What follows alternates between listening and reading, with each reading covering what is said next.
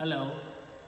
आज हम बात करेंगे कि स्टूडेंट जब वीज़ा लग जाता है तो जब वो यूके लैंड करते हैं तो उनसे कौन कौन से क्वेश्चन जो हैं इमिग्रेशन ऑफिसर पूछ सकता है।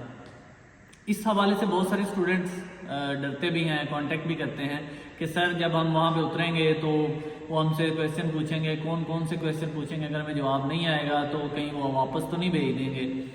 अब ये एक बड़ी छोटी सी एक बात है कि फर्स्ट ऑफ ऑल तो इमिग्रेशन ऑफिसर जो है वो आपको जर्नल जब स्टूडेंट वीज़ा पे जाते हैं तो वो रूट ऑलरेडी डिफाइंड होता है और उसमें इंटेंशन भी क्लियर होती है।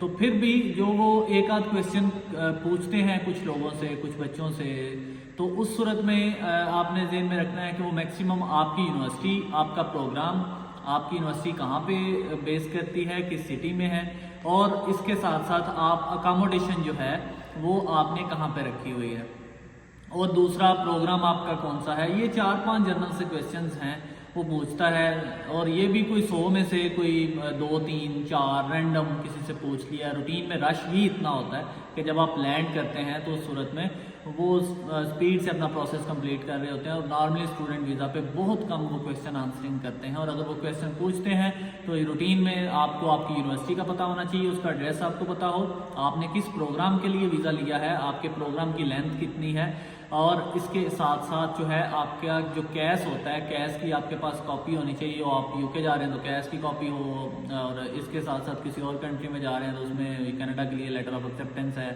और सीओई है ऑस्ट्रेलिया के लिए।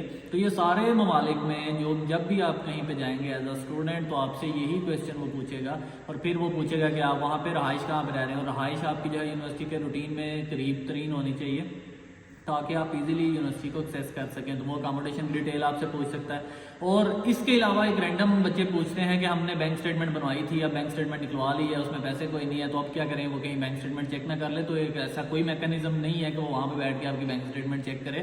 तो आप सिंपल, कुछ स्टूडेंट्स फिर भी इस पर बार बार आर्ग्यू करते हैं, तो हम लोग ये कहते हैं कि भाई आप अपनी बैंक स्टेटमेंट, जब आप अपने वीज़ा लग जाए तो उसके बाद जो बैंक स्टेटमेंट होती है वो एक आध दिन के ऊपर जो है वो उसकी कॉपी एक बैंक से निकलवा के अपने पास रख लें, फिर भी इब्ज़ तकद्दुम के तौर पे। लेकिन इसकी कोई ज़रूरत नहीं है किसी भी तरह से, लेकिन वो अगर आपने अपनी सेटिस्फेक्शन के लिए रखनी है तो वो रख लें।